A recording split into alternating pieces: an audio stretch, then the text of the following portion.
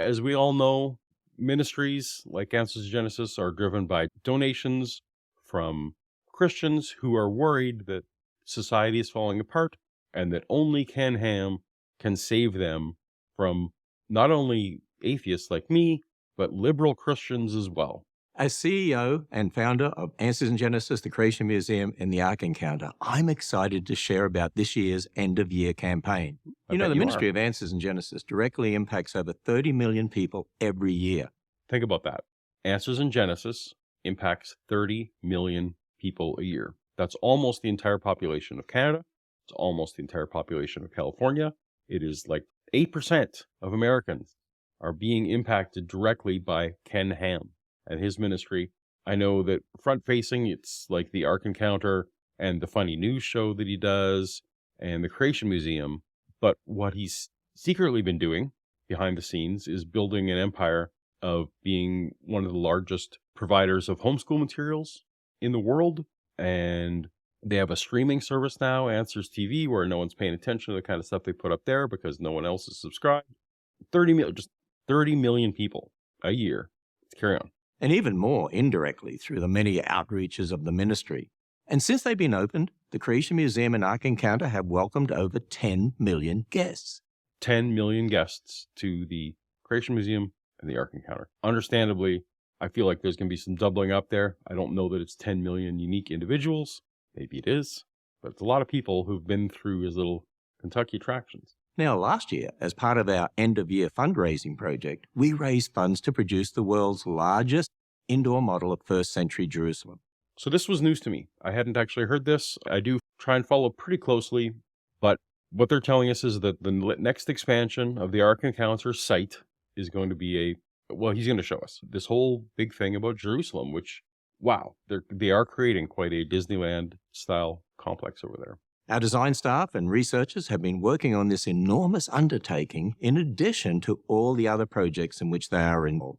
Understanding first-century Jerusalem gives vital historical background in understanding who Jesus is, how the church was established, and the importance of the gospel and the Great Commission.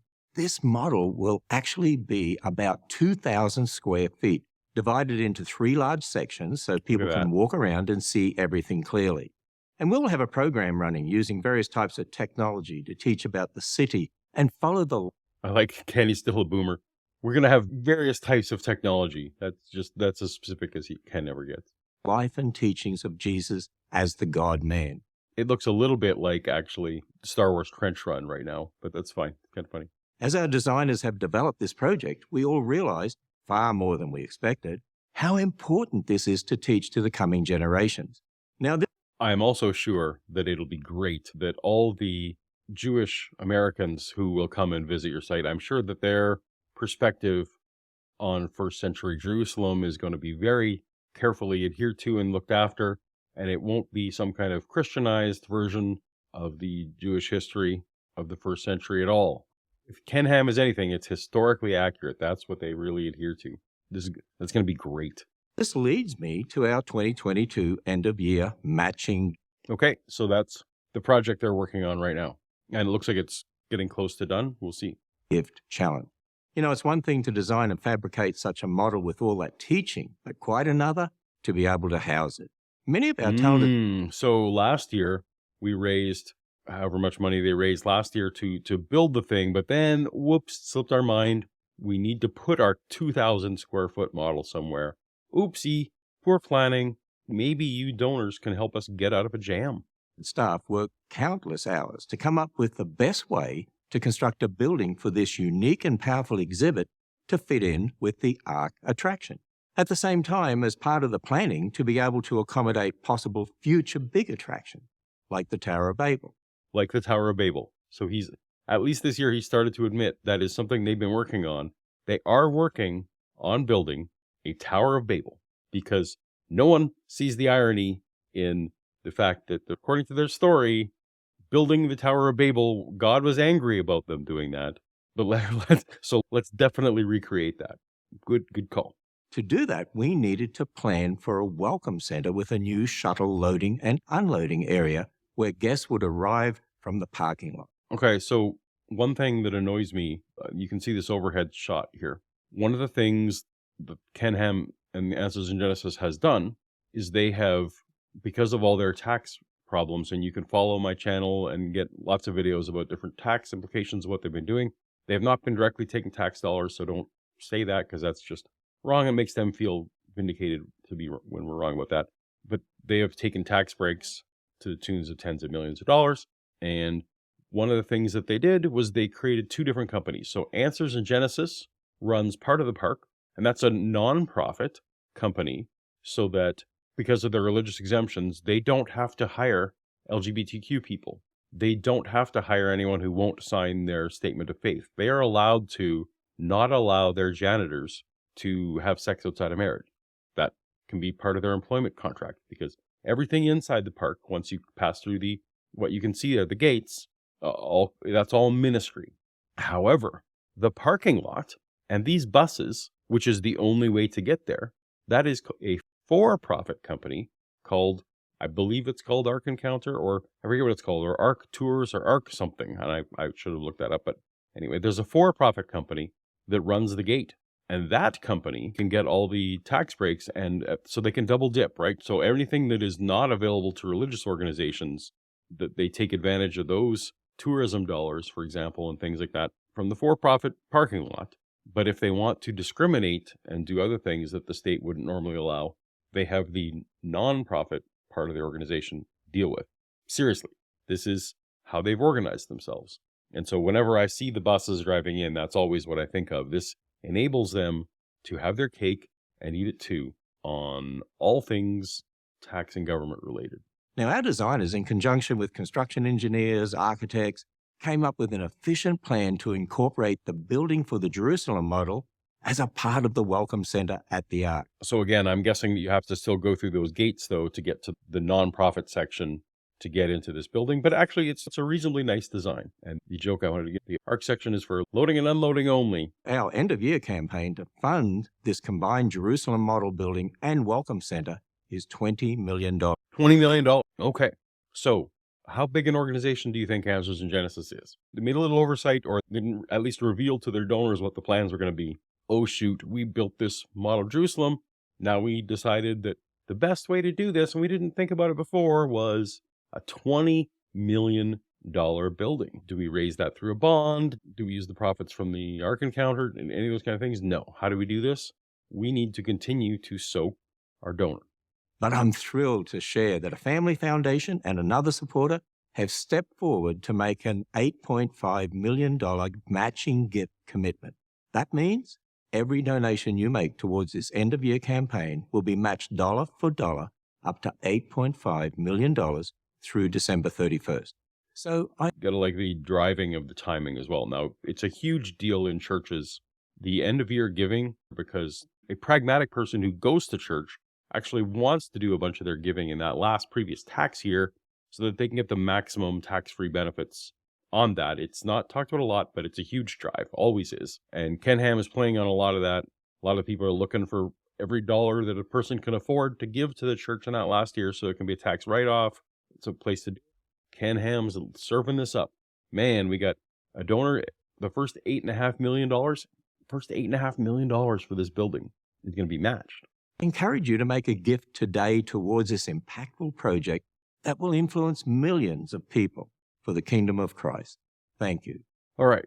So let's take a minute and go to the donate page that was just advertised there. They have now raised already $9 million of this $20 million goal. So I have this debate with like Seth Andrews and other people. Why am I still fighting Answers in Genesis? Who cares? No one cares about creationists. These guys just raised an extra, on top of what they normally would have raised this year, an extra $9 million, heading toward 20, just to create a building. I'm convinced, can't prove any of this, I'm convinced that part of what is driving this expansion of the Ark Encounter is literally building projects are what Christians get behind. And if Ken ever stops building, the money is going to dry up. So he has to just keep adding and adding to that property. And as we're going to look at, the size of the property in a minute here was ostensibly given to him virtually for free. All right. In that same week that I discovered this, USA Today wrote this article about how the Ark Encounter site is growing bigger and bigger. It's reasonable to, when you noticing now they're adding a $20 million building, getting bigger than Disneyland and growing. Now, bigger than Disneyland actually applies to the amount of land. Now, let me see if I can get to, while I'm scrolling past this, and I've spoken this about on my channel before, this is part of a housing complex, a residential dorm that Ken Ham is building on site, because he's having a hard time getting workers locally who are willing to sign his pledge for their statement of faith that the earth is 6,000 years old and that you won't drink or say bad words or kiss a girl or any of those kind of things. You have to sign that pledge. So he's actually building several residential places where he can get 17, 18-year-olds who are just coming out of high school who want to serve God in some way. So they're playing on the same kind of appeal like the Mormon mission trip and that kind of thing. That, hey, you want to get out of high school and serve the Lord? Why don't you come work for Answers in Genesis as an internship? So meaning that we don't have to meet minimum payments of paying you minimum wage. And we will put you in these houses, which will also let us control what kind of TV you watch and what kind of internet access you have and all that kind of stuff. This is just scary stuff. And part of the reason I'm having the stream today is just to remind everyone how big a deal this is going on over there. And it's not just funny Ken Ham that you see on Twitter. So here's the map of what's going on.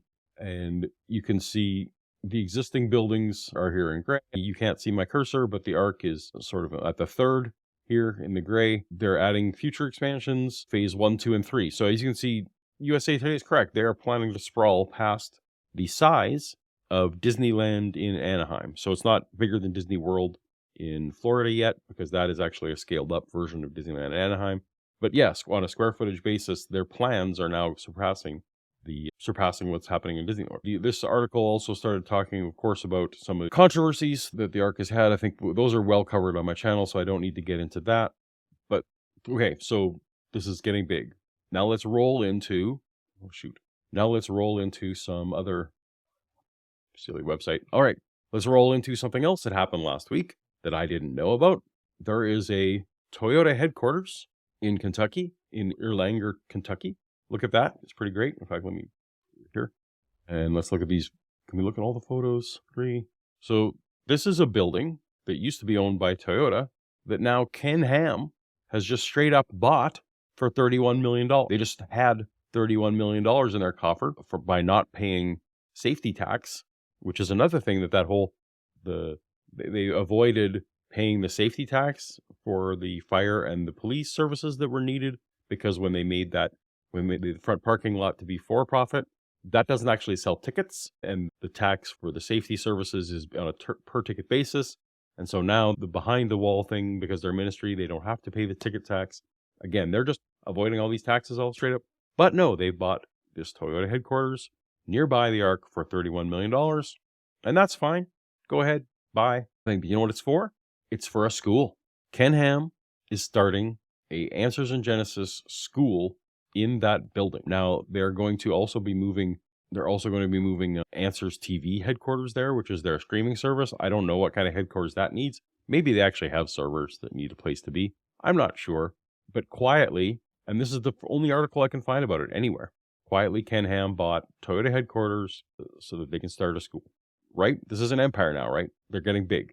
All right. So let me tie that part of it in a bow. They're doing a $20 million building to house their 2,000 square foot model of Jerusalem. They are next year going to be starting on their Tower of Babel attraction. You can see on USA Today all the scope of the plans that they have for expanding that park, all on the backs, again, of donations. They don't have to raise capital like Disneyland does or Disney World does. They're literally building this on the backs of people who will never see that money back, and they don't even care. And now they've spent $30 million on this giant building, 205,000 square foot complex to start a school, to further indoctrinate kids into their young earth creation, just indoctrination. So how does all that make you feel? Maybe I'm way over the top. Am I outraged for no good reason? I feel like I have reasonable reason to be outraged for some of this stuff, but let me know in the comments what you think. And yeah, that's Ken Ham's empire. But we're not done with Ken, because Ken has more terrible things in store for all of us